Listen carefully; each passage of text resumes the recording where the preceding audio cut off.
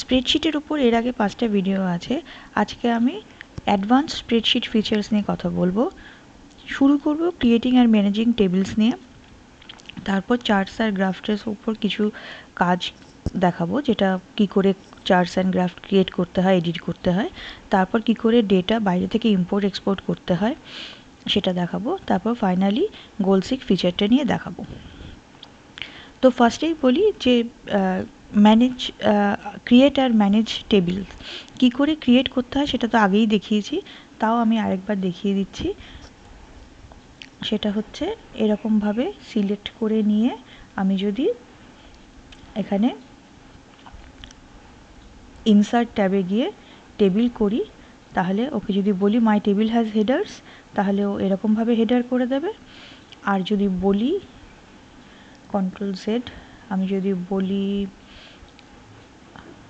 My table has হেডার্সটাকে of করে দিই, তাহলে ও কিন্তু একটা হেডার বানিয়ে তারপর এটাকে করবে। তো এটার উপর বেস করে এখানে ফিল্টার করা যায়, এরকমভাবে ফিল্টার করা যায়, সর্ট করা যায়, সেগুলো আমি আগেই দেখিয়েছি। এই কলামের ওপর যদি আমি সর্ট করি, সর্ট স্মলেস্ট টু লার্জেস্ট, যেহেতু হেডিংটাকে আমি আলাদা করে রেখেছি সেহেতু হেডিংগুলো টেক্সট বলে নিচে চলে এসছে, বাকিটা সর্ট হয়ে গেছে। তো সর্টিং ফিল্টারিং এভাবে করতে হয়, এটা আমি আগেও দেখিয়েছি ডিটেলসে। যেটা আমি দেখাইনি সেটা হচ্ছে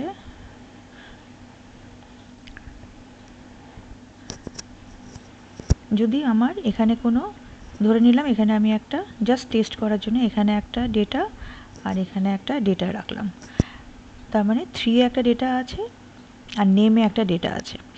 এবার আমি একটা এই ম্যাথসের নেমের আগে একটা কলাম ঢোকাতে চাই শুধু এই টেবিলটাতে। এই টেবিলটা থাকার জন্য আমি কিন্তু এখানে একটা টেবিলে একটা কলাম ঢোকাতে চাইলে এখানে আমি ঢোকাতে পারি।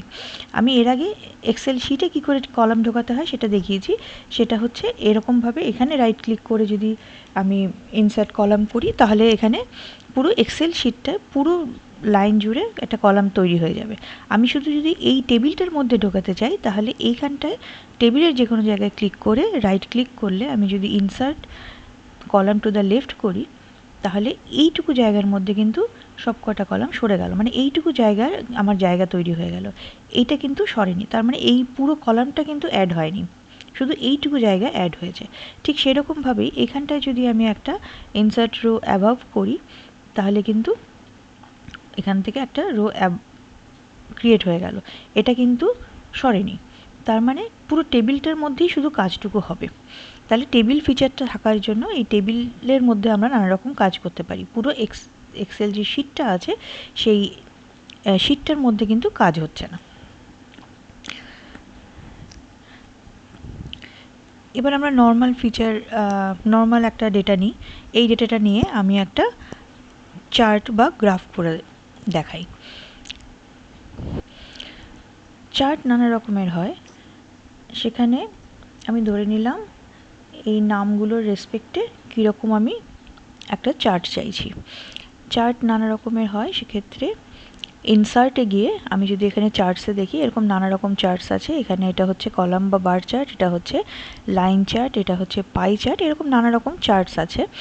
সেগুলো সবগুলোই এক্সপ্লোর করে দেখা যেতে পারে। এবার আমার যেরকম চার্ট আমি দরকার সেরকম চার্ট আমি নেব। তো আমি এখানে লাইন চার্ট নিলাম। লাইন চার্টের কীরকম আমি চাই, এরকম কোনো মার্ক থাকবে কি না, কীরকমভাবে থাকবে সেই ডিজাইনগুলো হিসেবে, নাকি এরিয়া চার্ট নেব, তো কীরকম নিচ্ছি আমি কিন্তু এখানে মাউসটাকে স্ক্রল করলেই কিন্তু আমি এখানে দেখতে পাচ্ছি যে আমার চার্টটা এখানে কীরকম দেখতে হচ্ছে। তো সেই অনুযায়ী আমি কিন্তু চার্টটাকে ক্লিক করলেই সেটা চলে আসবে। তো আমি এখানে এই ডেটাটাকে নিলাম, ক্লিক করলে এটা চলে এলো। এবার এটাকে এডিট করতে চাইলে এখানে আরও কিছু চার্ট আছে, এখানে কিন্তু চার্ট ডিজাইন বলে একটা ট্যাবে চলে এলো।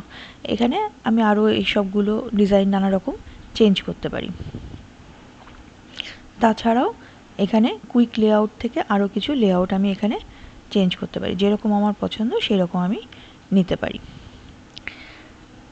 এবার যদি আমি চার্টে কিছু অ্যাড করতে চাই, চার্টে যেমন আমি অ্যাক্সেস টাইটেল অ্যাড করতে চাইলাম, হরাইজন্টাল অ্যাক্সিসের টাইটেল করতে চাইলে এখানে ক্লিক করে আমি যখন দেব সেখানে আমি লিখতে চাইলাম, এখানে হচ্ছে আমার নেমগুলো আছে, তাহলে এখানে কিন্তু আমার নেম চলে এলো।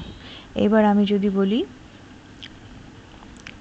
ভার্টিক্যালে আমার কি আছে, মার্কস, ভার্টিক্যালে আমার মার্কস চলে এলো। সেরকমভাবে আমি যদি এখানে দিই চার্টের টাইটেল, এটা হচ্ছে নান, কিছু নেই, এটা হচ্ছে পুরো ছবিটার বাইরে ওপরে একটা টাইটেল থাকবে, এটা হচ্ছে ছবিটার মধ্যে একটা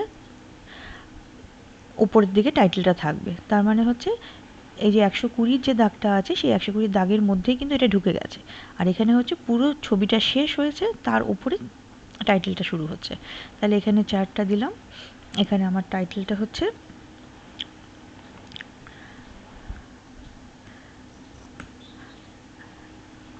এটা হলো আমার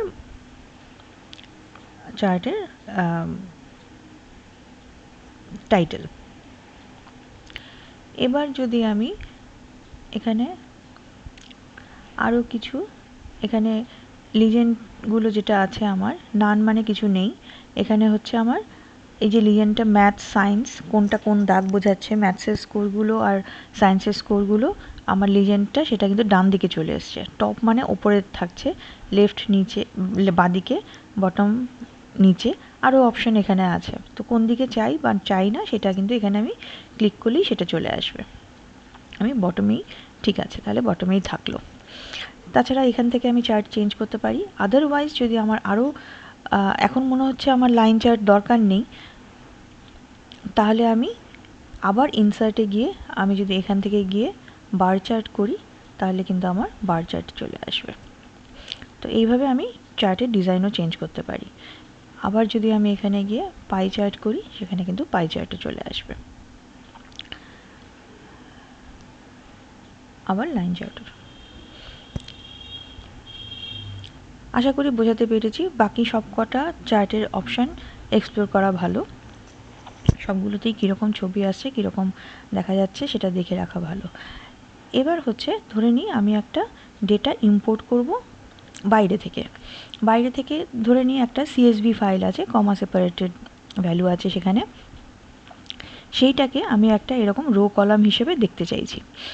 সেটাকে যখন আমি ইনসার্ট করতে চাইব তখন আমাকে যেতে হবে ডেটাতে গিয়ে আমার এখানে অপশান আছে from text CSV, from web, from table range, মানে কোথা থেকে আমি ডেটা চাইছি। আমি ধরে নিলাম আমি টেক্সট CSV থেকে চাইছি, তাহলে আমি CSV থেকে চাইছি, আমি একটা CSV ফাইল আছে আমি এটাকে ইম্পোর্ট করলাম। ইম্পোর্ট করলে ও এখানে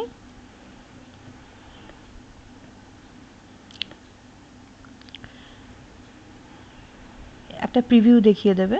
তারপর এখানে আমি এসে বললাম লোড টু, কোথায় করবে, টেবিলে করতে পারে, এরকম অপশানে থাকতে পারে, অথবা এক্সিস্টিং ওয়ার্কশিটে করতে পারে বা নিউ ওয়ার্কশিটে করতে পারে। আমি বললাম এক্সিস্টিং ওয়ার্কশিট, মানে যে ওয়ার্কশিটে আছে সেখানেই করবে। তাহলে ওকে যখন বললাম ওকে, ও কিন্তু ক্রিয়েট করে দিল পুরো কমা সেপারেটেড ফাইলটাকে। ও কিন্তু রো কলাম ওয়াইজ কমাটাকে এক একটা সেপারেটার হিসেবে যেরকম প্রিভিউতে দেখিয়েছিল সেরকমভাবে ও কিন্তু ফাইলটাকে ইম্পোর্ট করে দিল। এইভাবে একটা ডেটা আমরা বাইরে থেকে ইম্পোর্ট করতে পারি। ঠিক একইভাবে এবার আমরা যদি কোনো কিছু এক্সপোর্ট করতে চাই, মানে এই ডেটাটাকে আমি এক্সেল ফাইলে না করে আমি একটা PDF হিসেবে এক্সপোর্ট করতে চাই, তাহলে এখান থেকে গিয়ে আমাকে export PDF, XPS document PDF করে আমি যদি এখানে ফাইল নেমটা দিয়ে দিই তাহলেই কিন্তু আমার PDF হিসেবে সেভ হয়ে যাবে। তাহলে এইভাবে আমরা ইম্পোর্ট এক্সপোর্ট করতে পারি। শেষ করব হচ্ছে গোল সিক দিয়ে। গোল সিকটা হচ্ছে এরকম, ধরে নিই আমার একটা ডেটা আছে, ধরে নিই এখানে কিছু নেই,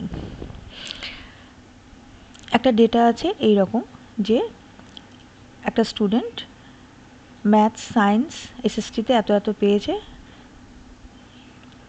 এবার ভোকেশনাল একটা সাবজেক্ট যেটা অনেক পরে হবে, সেটাতে কত পেলে ওর অ্যাভারেজ 70 হবে। 70টা জাস্ট আমি মনে রাখার জন্য এখানে লিখে রেখেছি, 70 হবে, সেটা আমাকে ক্যালকুলেট করতে হবে। তার মানে গোল সিকটা হচ্ছে এমন একটা জিনিস যেটা দিয়ে আমি ক্যালকুলেট করতে পারবো যে আমার যখন কোনো একটা টার্গেট আছে, সেই টার্গেটে পৌঁছানোর জন্য আমার এখন কি দরকার। তার মানে এখানে আমার টার্গেট আছে একটা, সেটা হচ্ছে 70, এই 70তে পৌঁছানোর জন্য এইখানে আমার কত লাগবে। তো এইটা আমার কি, এইটা হচ্ছে আমার একটা ফর্মুলা, যেটা হচ্ছে এগুলোর অ্যাভারেজ স্কোর, মানে টোটালটার অ্যাভারেজ যদি আমি নিই, সবকটা সাবজেক্টের অ্যাভারেজ আমার 70 হতে হবে, তবে আমি একটা কোথাও চান্স পাবো। তাহলে আমার এখানে 70 হতে হবে, এখন আমার আছে 50, এখানে কত পেলে আমার এটা 70 হবে, এখানে কত পেলে এটা আমার 70 হবে। তো সেইটার জন্য এই জিনিসটা ক্যালকুলেট যদি অটোমেটিক্যালি করতে হয়, সেটা আমি গোল সিক দিয়ে করতে পারবো, এটা এক্সেল অটোমেটিক্যালি নিজে থেকেই করে দেবে। তো এটা করার জন্য আমাকে এখানে ফার্স্টে ফর্মুলাটা লিখে নিতে হবে যে এটা কিভাবে আসছে। এটা হচ্ছে এই চারটের অ্যাভারেজ, তাহলে এই অ্যাভারেজটা আমাকে, আমি জানি আমাকে পেতে হবে হচ্ছে 70, যেটা এখন আছে 46। তো সেটা করতে গেলে আমাকে যেতে হবে হচ্ছে